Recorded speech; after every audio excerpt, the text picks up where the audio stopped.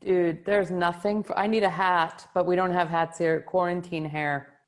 Oh, listen, look at this stuff.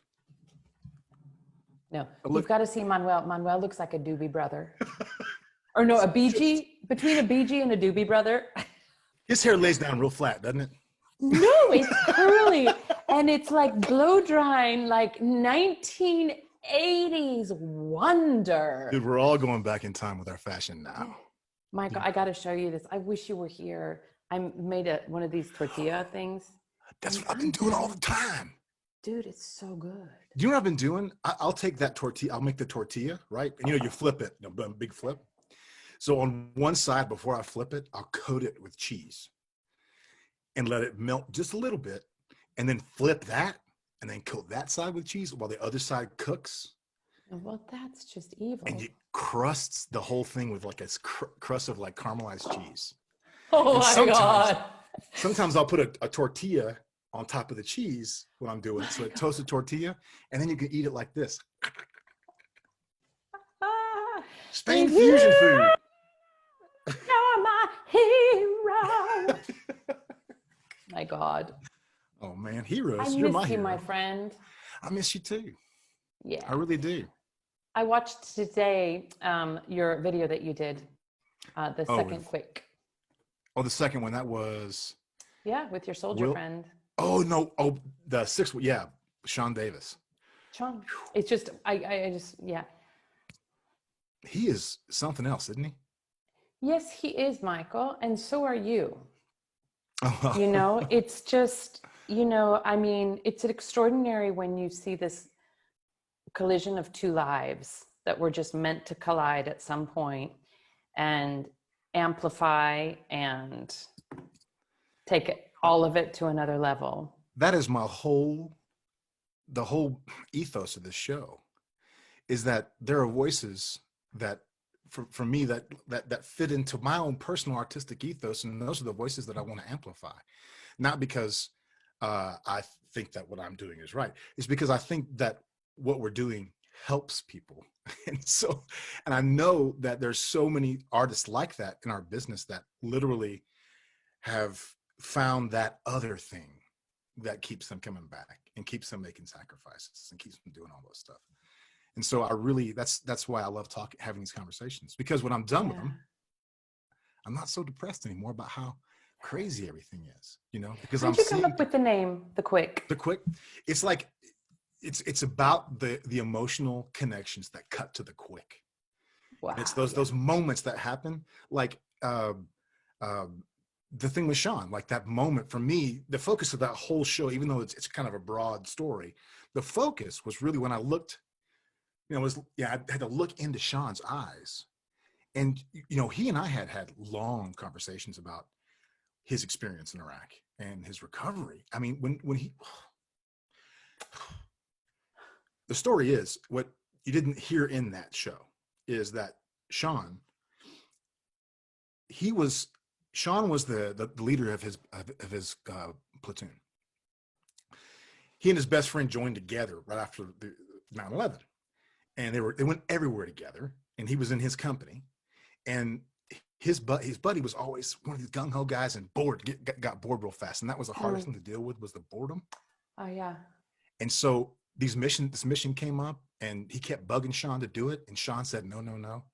So then this guy went and challenged the other commander to a coin toss, and Sean had to call it.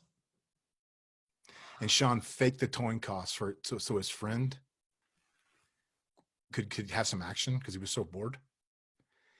And Sean was driving. He was in his Humvee, and he saw two guys standing over here, and he thought he'd seen them before, and he had all these experiences where he saw these two guys. They went up, almost killed these guys, and they were like, "We're your allies. We're here to help." And they were, but they were just not in the right place. And so he said the hardest thing was deciding who not to kill. And this time he said, "No, I think those guys are okay." When they drove by them, they went into a ditch. The IED went off. The next thing Sean saw was he wakes up and he feels like grit and rocks hitting him in the face, and he's like, "Is it raining? What's going on?" And he puts his hands up to block it, and he's an artist, by the way. And when he does, his right hand is like this, you know. I And then he's like, "Where's Randy? Where's Randy? Where's Randy?" Randy's in the top of the Humvee, dead. So that's that guy and what he recovered from, and he brought all of that trauma back to the country and dealt with it, and then turned that into a way to help other people. He helped other veterans. He went reformed the American Legion in Portland and turned it into a place where trans and LGBT people could come and be welcome. And literally this, when he moved to the mountains, a neo-Nazi came in and tried to take the American Legion over. And from his remote location in the middle of the mountains, Sean organized a campaign to make sure neo-Nazi didn't take over the American Legion in Portland. Wow. Oh, he's also a firefighter from the backcountry fires. Oh, he also ran for mayor. I mean, what in the world? Now, I would never have met somebody like that if it wasn't for opera. Yeah. No way. Yeah. Impossible. You meet extraordinary people, but man, what a connection. Well, also, you might have met him, but you wouldn't have had the chance to go into that profound a connection. Yes. I wouldn't have had the token. You know, opera gives, a lot of times opera gives us this little VIP pass, you know, even though we're not that important. You know? And so people are like, hey, that's really interesting. And they'll work with you and they'll help you and they'll give you access to parts of themselves that they would never give a perfect stranger. No, and then here comes in what is the key about theater and art is we get to walk in the boots or the shoes of empathy. We get to learn empathy at again, a profound level. And if we can keep ourselves clear of interference of ourselves as a performer and go into that character and into that emotional life, we have the possibility of evoking empathy in other people. And this is that. It's the empathy business, isn't it, Joyce? I mean, that's what we're in. You know, I'm proud of that. You create it's how you create understanding. I mean, what we do is literally crawl into the skin of another person and try to exist as truthfully as we can as that person. Mm-hmm. Well, you can't do that without gaining some perspective of what it's like to look through the prism of someone else's experience. And usually the emotional content of what we're dealing with in opera is, it cuts to the quick, right? I mean, it is, we go right to the soul impact of the good characters. No one goes to the opera to be like, it's a documentary. It's really interesting. I learned a lot. I learned a lot, yeah. About the ibis. It was really fantastic. No one goes, they go for those. That's why you go to the opera, for those epic moments of emotional connection. There can be a little bit of competitive sport to opera going as well. Well, it's another story. There can become some competitive sport to opera singing too. What? But that's not why we're here. No, man. I did a couple of competitions, but I never did well at those things. I was not. Well, but you know what? I will tell you, I mean, I spent a little bit of time with Rossini, and it depends a little bit on who your colleagues are, but Rossini is competitive sport. And if everybody's in it for the good of the story and stuff, it can be pretty thrilling. And in many ways, it made me a better singer. You're standing on stage with like Larry Brownlee, and then you got to sing the same phrase he just sang with a little embellishment. You're like, okay, I got to bring it tonight. Okay, all right. Welcome to how I felt every time I walked in the rehearsal with you, Joyce. Oh, shut up. Seriously. Oh, you're so sweet.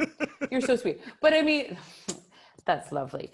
But it's that idea, which I like. It's when you have a great trust of colleagues around and everybody's inspiring the other to like bring their A game. That's thrilling. Friendly competition is nice, isn't it? Because it's like, it's fun, you know? It's like playing cards, which I also don't do. Oh, no. I'm far too competitive for cards. I don't know if I'm too competitive or I just don't like the competition. Because my family's really competitive. And then I was like, come on over here, Mike, and play games. And I'm like, I don't want to play games with you guys. Everyone always gets upset. And they're like, no, we don't. 10 minutes later, someone's screaming and leaving the fucking room. I'm like, all right. That would be me. That would be me. I was like, you can't play the aces, mate. Yeah. A little bit. So what are we talking about? Well, you know, like we spoke a little bit about some of your work with rehabilitation through art with some incarcerated folks, and also some work you've been doing with the Refugee Project.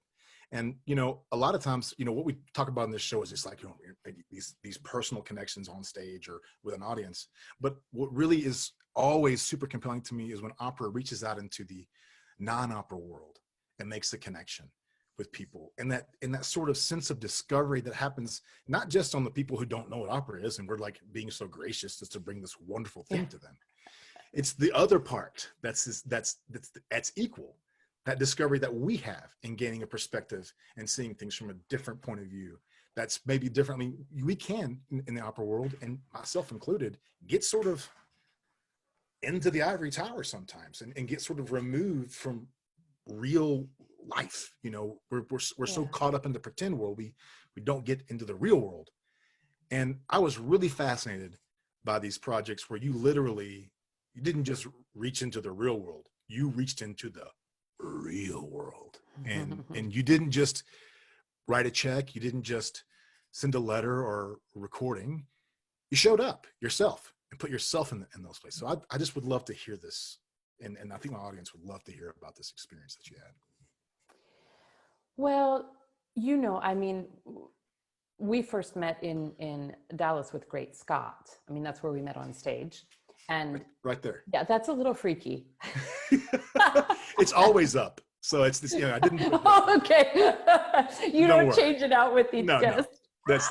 It's always there. You're always on my shoulder. This is my angel and this is my devil. See, Trovatore? I love it. Oh my God. Okay. So very good, my son. Very good. Di Luna, Di Donato. It's that's hilarious. You're the first person to catch that. I love. No one has picked this up yet. But it caught me, and I was like, "That's a little bit weird." You could move the hippie chick just in front, and then I'd feel less self-conscious. No. I like being over your shoulder. That's good. But then the next time we met was Dead Man Walking in Madrid, which is the Spanish premiere, and. You do not, no matter what your role is in that show, you don't enter the world of Sister Helen and Patrick Saunier or Joseph Desrochers, and you don't leave unchanged. You don't. And you could be the motorcycle cop or Sister Helen, and it affects you deeply. And everybody I know that has encountered it has had that experience.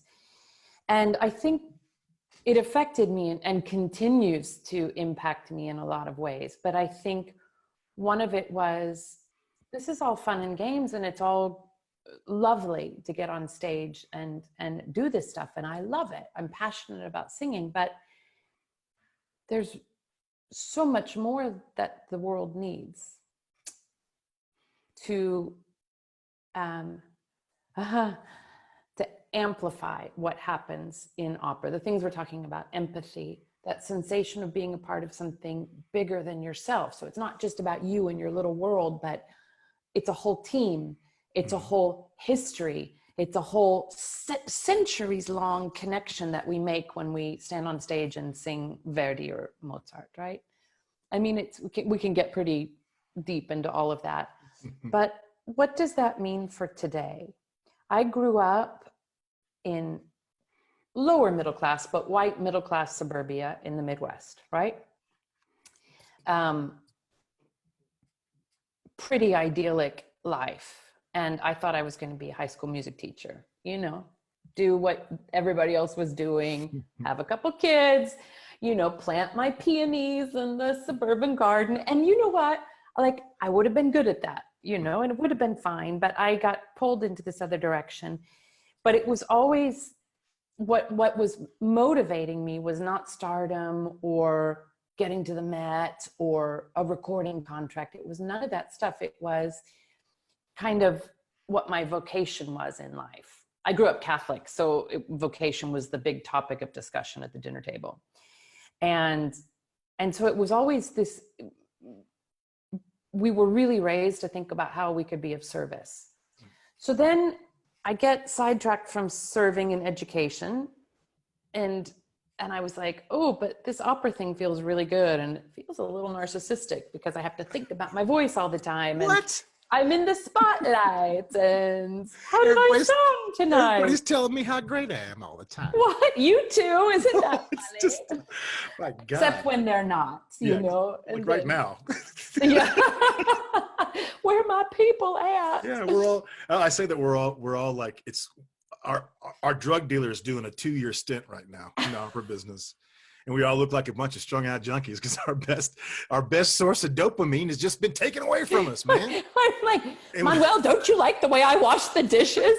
Do they look look at good? this. Did you see this? I don't hear you clapping. Yeah. Did you eat my banana bread? What did you Was it think good? of it? I didn't see a Yelp review. Where's the applause, dude? I put cranberries in this. Yeah, it's so funny. Yeah. I mean, this is a whole nother conversation. We can Yeah, go into totally. part two with Yeah. that, because I'm finding it fascinating, like this period in time and how I'm Yeah. reacting. And that's a whole nother conversation. But so I got sidetracked into this opera thing, and it was always in my head but I have to do something with this. I want it to be about something. And I get, and this is very valid, that you can sing at a top theater in the world in full of, the elites are there in their bow ties and their tuxedos and their gowns. And it can feel a little superficial, but it doesn't mean that they're not taking something really rich and moving away from that experience. Right. So I don't want to dismiss that element of our business, because it's important. Mm-hmm. And empathy at every level is important. But at the same time, there's that fourth wall that exists in the theater, and we hear the applause or we hear the silence, and it's great. But I'm much more than a singer. I consider myself a communicator. So I was always searching out more opportunities to communicate with people and interact.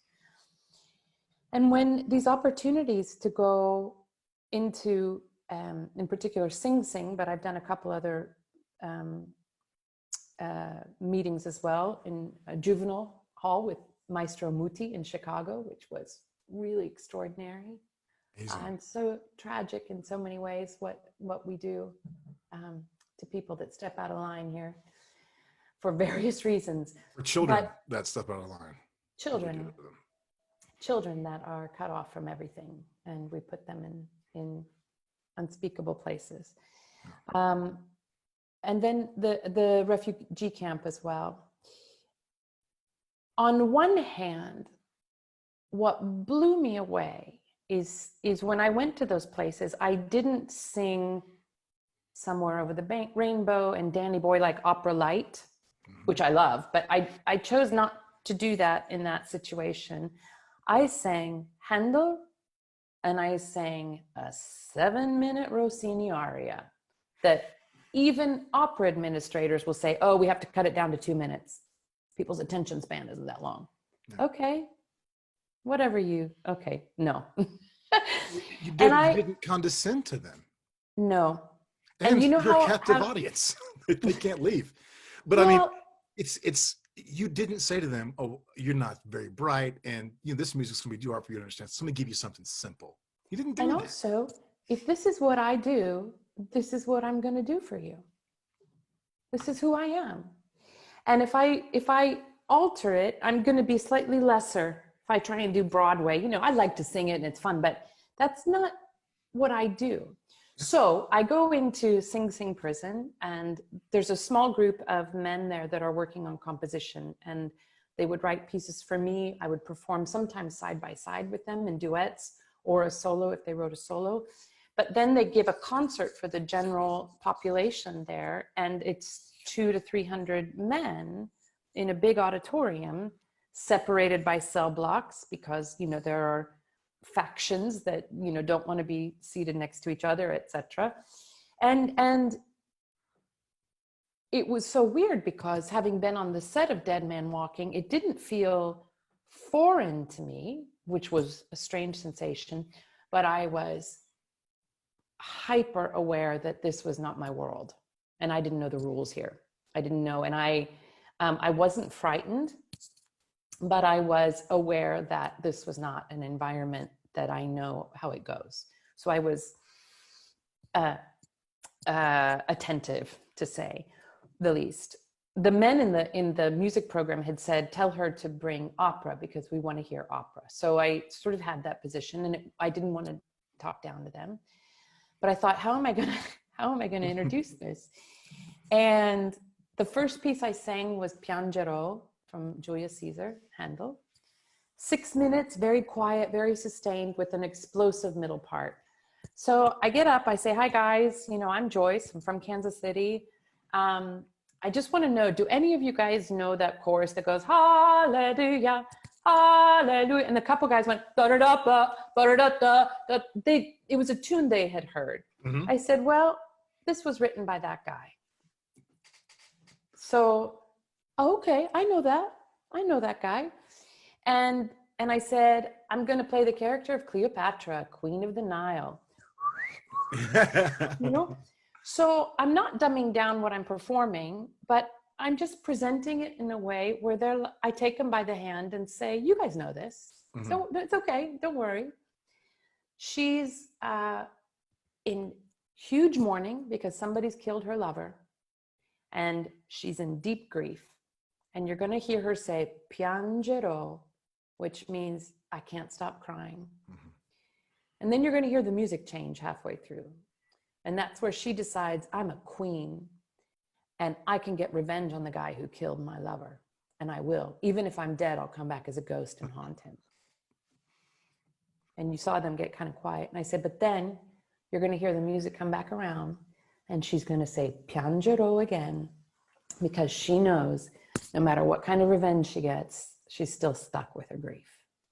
And I sang it.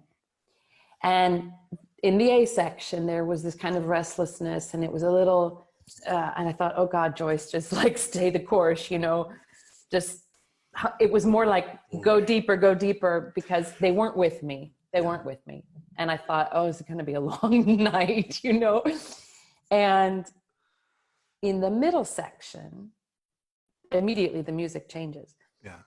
They started shouting stuff out like it was Shakespeare's Globe Theater, You get them, you make them pay, girl, you get them. Oh, yes. And I thought, okay, we're in it now.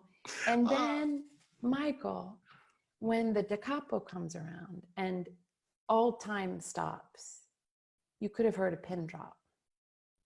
They got it on such a visceral, primal level. The sorrow in that music, the sorrow of that woman. And I'm sure for some of them, they made connections into their own life in different ways, probably ways that I can't even comprehend. They got it. Yeah. And when I did Tanti Affetti, I said, how many of you guys know? I was like, this was written by that guy. Yeah. And they were there, and they gave me 3 standing ovations in the middle of it. I would do a big trill or a big high note or something, and they'd stand up and start screaming. They had never heard this before. And all it tells me, I think the worst thing our industry could do is change who we are and what it is we do. We shouldn't shorten it. Some of it maybe should be shortened, but it's not. We have to trust the depth of our material. We just have to figure out how to bring it to people, how to take them by the hand. This is weird. Yeah. And it's not taught in schools the way it used to, and the grandparents don't bring them to the theater the way they used to. So they're put off because it's a different sound than they're used to. But what you do so well is you talk about the story, you talk about the people, and they see you as a regular guy. It's like, that guy can't be an opera singer. No one ever believes me when I tell him. I know, he can't be, but he is, And then you deliver something of profound musicality and heart, and people get it. What I am struck by 2 amazing parallels in the story you just told. One of them is you walking through the cell block with the warden and being like, I don't belong here. What am I doing? Does he want me to die? Does he want me to stay or go? Like, I was like, oh my God, she literally you know, we as performers, we always want to be like, you know, how do I get as close to, you know, experiencing what it's like to be put to death? You know, how do you get to that place? I got to really think about it. I got to read and I got to meditate. Not you. She was just like, I wonder what it's like to walk through a prison and be catcalled and all that stuff. Well, sweet, we'll find out. But you It's know, amazing. that never happened. It didn't. Those I'm kind of men, disappointed. n- I mean, no, those just for the men experience, you know, of Sister Helen's experience. I'm not sure I need the, no, I'll tell you know why? Because Lenny on the first day, maybe we talked about this, the first day I did it with him at City Opera, he did not tell me what was going to happen in that first scene, entry into death row. And he had told the chorus guys to yell everything they wanted to at me. Mm-hmm. I mean, everything. And he didn't prepare me. He goes, Joyce, I just want to let you know that what you're going to do is you're going to walk here, and I want to make it as real as possible. And it shook me to my core. Mm-hmm.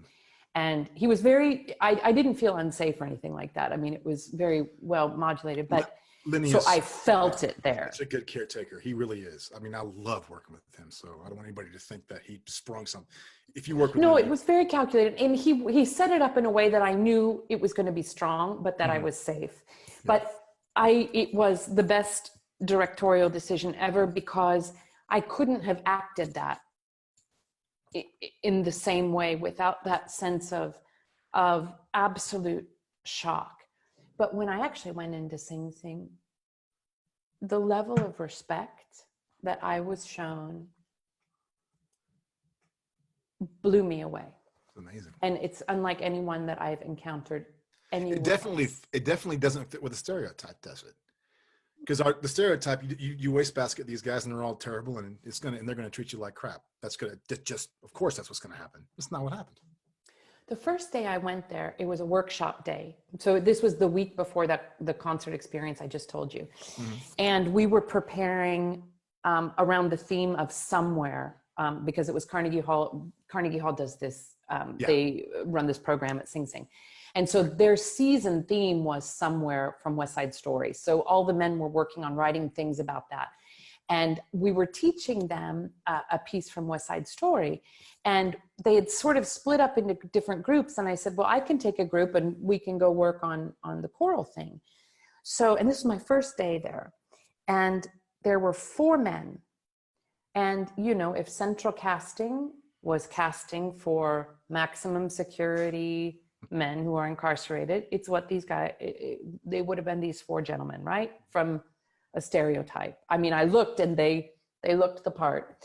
And all of a sudden, we were working for about 5 minutes and I stopped, and they all had sheet music in front of their head. And I was at an electronic keyboard and I was kind of conducting them. And all of a sudden I stopped and I thought, I'm in a room alone with these 4 men. I don't know what they've done, but we're in prison. And I had this huge moment of, what are you doing, Joyce? And then I looked at them, Mike, and they were looking to me to conduct them, to teach them how to sing. They weren't looking at me in any other way. And I thought, oh, right, we're musicians. Oh, right, we're working. Okay, guys, let me hear a real vowel. And it was so crystal clear that they didn't know me from Adam, you know, they didn't know that I was an opera singer, but I'm nobody to them. And yet I was a fellow musician, and I was somebody who took the time to be with them, to come to them, so their level of appreciation was huge. And they had this immense desire to learn, to grow, to learn something new. And you know what's so great about that experience? It is the ultimate truth, because they don't know that you're Joyce DiDonato, opera star on covers of magazines. They don't know. They don't care. They really don't. They just think, it's some opera lady. I don't know. You know, like I always say this, you know, an opera star could walk naked through Walmart, and the headline would be like, crazy person walks naked through Walmart. I've done that. It's so weird. Nobody recognizes me. Let me guess. Florida? But it strikes me that, like, I don't know if you ever did this early when you first started out, but like a lot of opera singers have to do these school tours, right? Oh, You Opera hop into the Kansas. Yeah, yeah. You hop in the van and run around. Do 4 or 5 shows a day. Started singing at like 7 a.m. In And costume. costumes that just they never get In washed. university costume calls. It smells like mothballs and dust, and the last person that wore them. And you walk Yep. into these rooms, and it's not a friendly audience a lot of times. They're out shuffled into a place they don't want to be. And there's always that you walk in and look at these assholes, opera, Yeah. and then there's that inflection point at some point where you get them, you pull them in. Yeah. And I think that moment for you, when you saw that happen, like when they were cheering in the middle of your aria 3 times, I think that really points up the fact that these guys, these incarcerated men, are in a place where it's a desert of empathy. There is no empathy in prison. There is none. Not from the guards, not from each other. It's a dangerous place. But you're an empathy expert, and you come walking into that place and just, I'm so struck by that moment as compared to the moment that when this whole COVID thing is over, that's what our audience is going to be like, because they are going through a desert of empathy right now. They don't have that group catharsis. Yeah. They can't get it. Yeah. And that I think And they're going to have that same reaction. Yes, finally, something. Yeah, Yes. when it's taken away for all of us, it's the most human instinct. When you lose something, you realize, oh my God, look what we had. What would we have? Look what we had. And oh my gosh, the pianist Stephen Hughes, amazing. And I follow him on Twitter. I highly recommend it. I think it's Hugh, at Hugh. And he just tweeted out, I don't know, a couple of days ago, it's like, why all the cutbacks when we come back after COVID? Shouldn't we double up the festivals? Because it's clear how much people want this music. I'm like, that's the train I want to be on. That is the mindset that we need. Like, oh, we better schedule some La Bohemes and better, Let's get back to the ABCs. And I'm like, look, no. I have been talking, I've got friends that, the guerrilla guys that I'm working with, we're trying to do stuff. And that was some of the things like, well, what do we do? Carmen or something? And I was like, no, you take chances now. Yeah. because people have choice. They're going to come anyway. And they might like it. That's what happens, with Dead Man Walking is one of the shows that does that to people. They kind of come to it like, well, I guess we have to go to this thing, and they walk out crying. So that's, I think that's changed usually. Yeah. If we did our jobs, even just a little bit, just a little shift here, 20 years down the road is a mile, Yeah. This is actually what you talk about too, the communal experience of what we have with opera. I've seen a couple of these photos where there's a handful of theaters that open and people are spaced 10 seats out apart. And I'm filled with like so many conflicting emotions. Like, okay, we have to start somewhere. Mm-hmm. Okay. But then I look at that and I just feel so much sadness. And then I'm like, what would it be like to be one of those people that is on one hand, you're part of a very small group, but so isolated. And yet it could be like a private concert. I don't know. I'm very conflicted. It's weird because it's like what you're going to hear at the end. And for me, when I'm in the audience, it's a different experience than being on stage, right?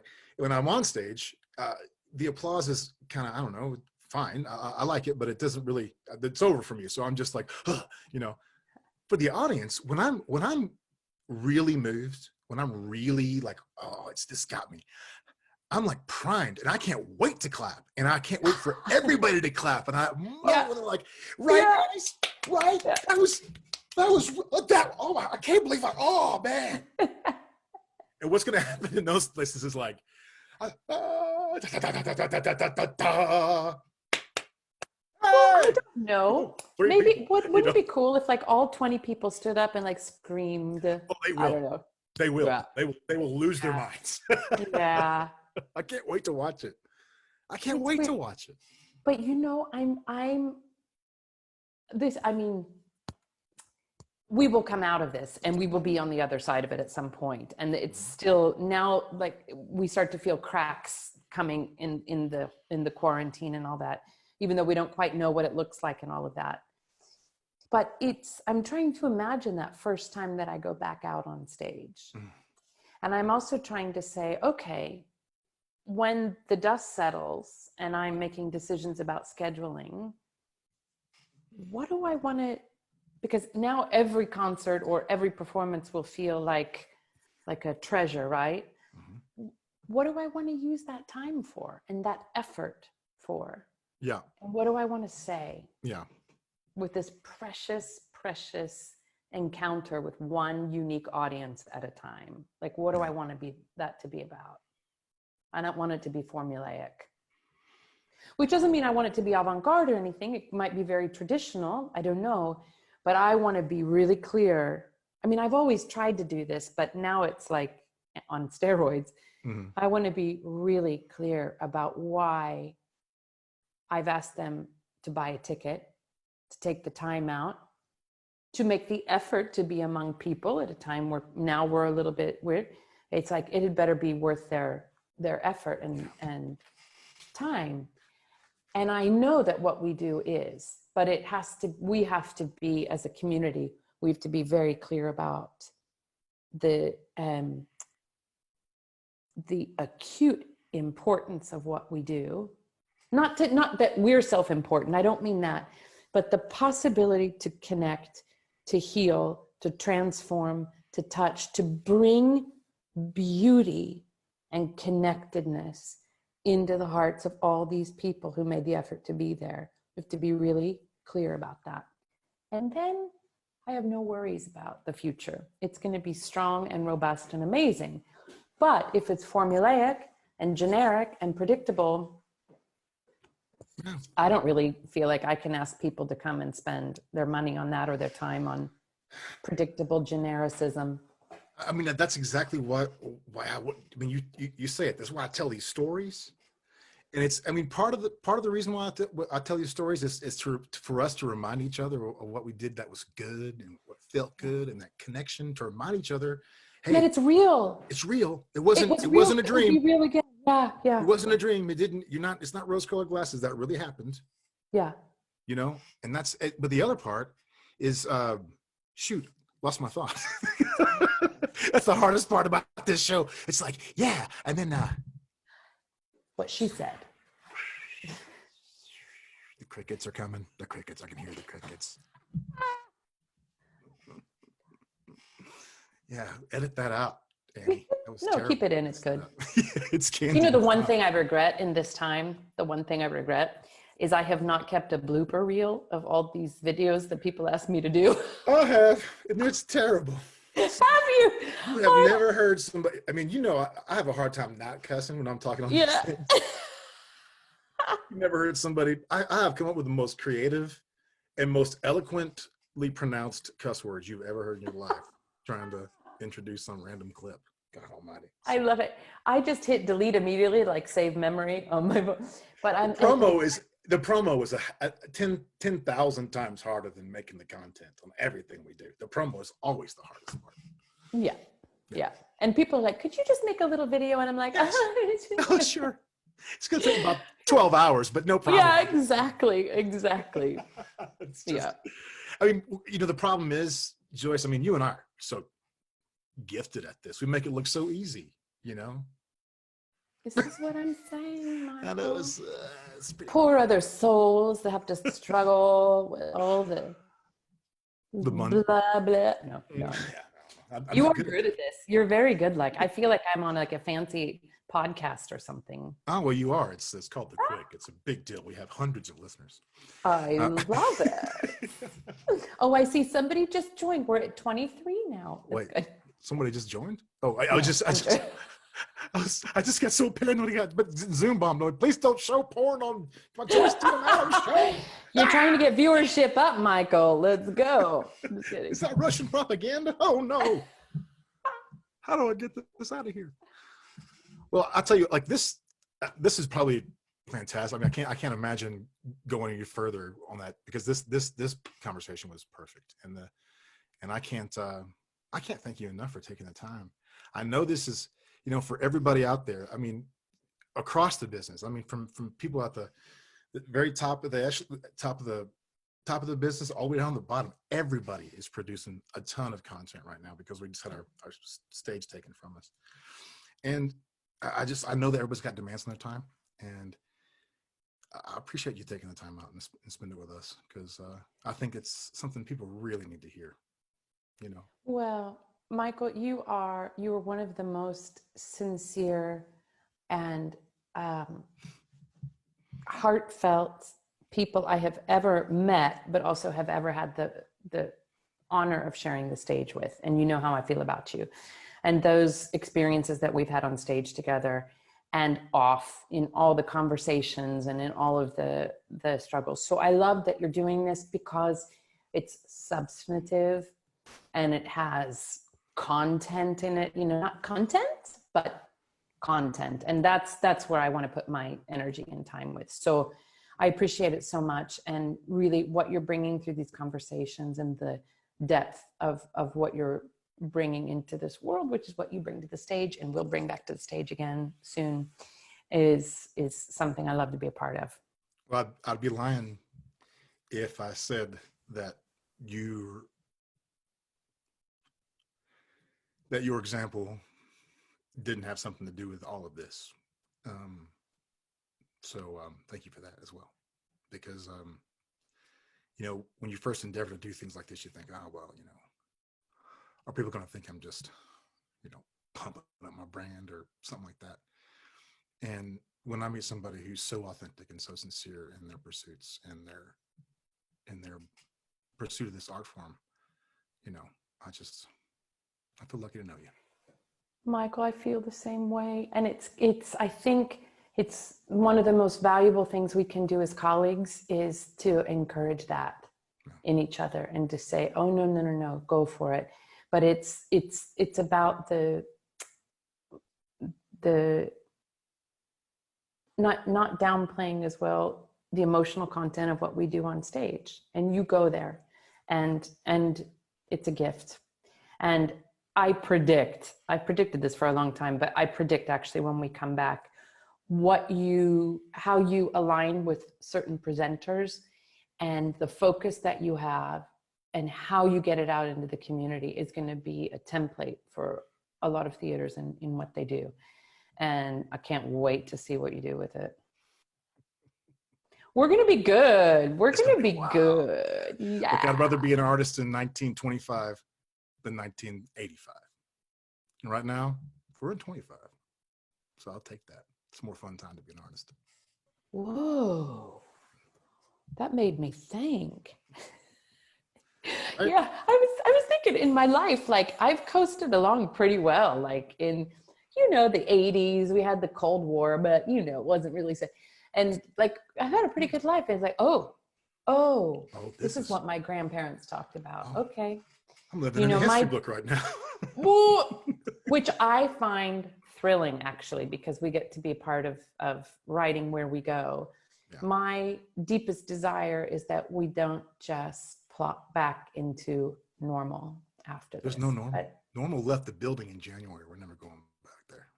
Well, we're going to do but something I can different. already sense people the sense they're like, oh, we can go back to this or to that.